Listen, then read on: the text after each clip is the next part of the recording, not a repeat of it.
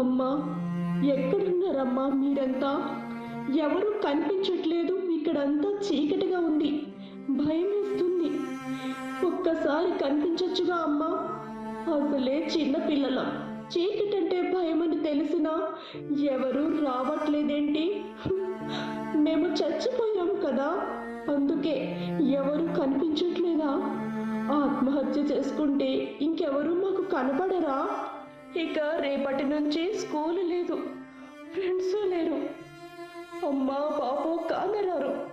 దేవుడా, అసలెందుకు మేము చనిపోయామో కూడా తెలియట్లేదు. ఒక్కసారి అమ్మ బాబు దోస్తానాలు శైలజ మేడం కానొస్తే అడిగేవాళ్ళం. ఏమైందో కానీ మాకు మేమే దూరం అయ్యామా?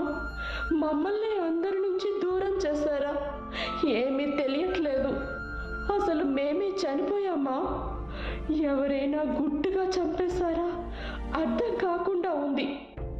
నిజమే కదా, మేము పేదోళ్ళం. మాలాంటోళ్ళ పరిస్థితి ఎలా ఉంటుందంటే మా చావులు ఎవరికి పెద్ద లెక్కే కాదు. అసలు మమ్మల్ని మనుషుల్లాగానే చూడరు. మా చావుతో అందరూ ఆడుకునేవాళ్లే. మా ఒంటి మీద గాయాలున్నాయని అమ్మా బాబులు అరిచినా కానీ ఎందుకు రీపోస్ట్ మార్టం చేయించట్లేదో తెలియట్లేదు. మావి దౌర్భాగ్యమైన బతుకులు అంటుంటే అర్థం కాలేదు మా చిన్న బుర్రలకి. కానీ ఇప్పుడు తెలిసింది, పేదింట్లో చావు కూడా పేదదే. దానికి అడ్రస్ అనేదే ఉండదు. నిజాన్ని కూడా సమాధి చేసేస్తారని తెలిసింది. అదే మా బదులు ఎవరైనా గొప్పింట్లో బిడ్డలు చనిపోతే ఎవరైనా ఇలానే వదిలేస్తారా? అరిచి గీ పెట్టి మీడియాకెక్కి రచ్చ చేసి మొత్తాన్ని బయటకు లాగుతారు కదా. అంటే ఈ వ్యవస్థకు గొప్పింటోళ్ళంటే ఒకలా, పేదింటి పిల్లలంటే ఒకలా కనిపిస్తారా? చూడకూడని నిజాలేమైనా చూసామా? మా స్నేహం ఎవరికైనా అడ్డుగా ఉందా? మా కులం మాకు శాపంగా మారిందా?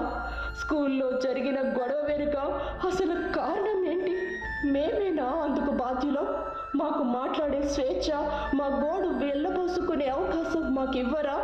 బతుకుంటే ఇలాంటి ఎన్నో ప్రశ్నలు అడగాలనుంది.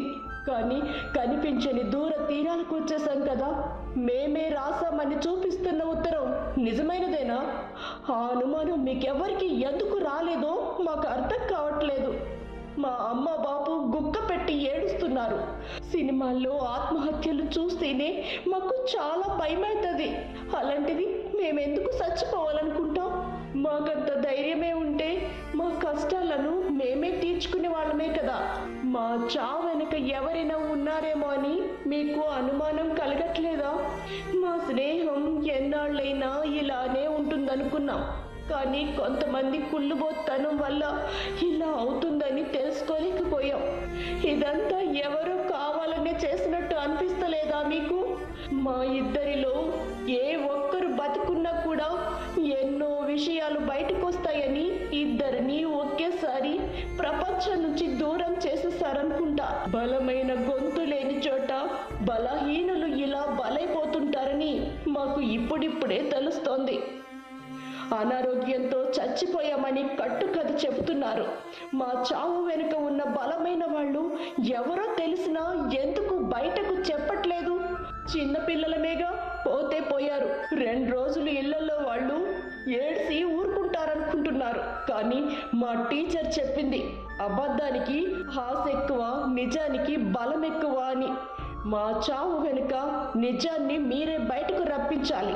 చచ్చిపోయేంత ధైర్యం మాకు లేదని మీరే తెలుసుకోవాలి. మా చావుకు ఎవరు కారణమైనా మేము కలుసున్నాం. కానీ మా కలలు కరిగిపోయాయి. ఏదేమైనా మాలాంటి వాళ్ళ మరణం వెనుక చీకటి కోణాలు బయటపడి ఈ సమాజపు కుళ్ళును కడిగేసే నయా రాజ్యాంగం రావాలి. దాన్ని ప్రశ్నించే మీ చేతులే రాయాలి.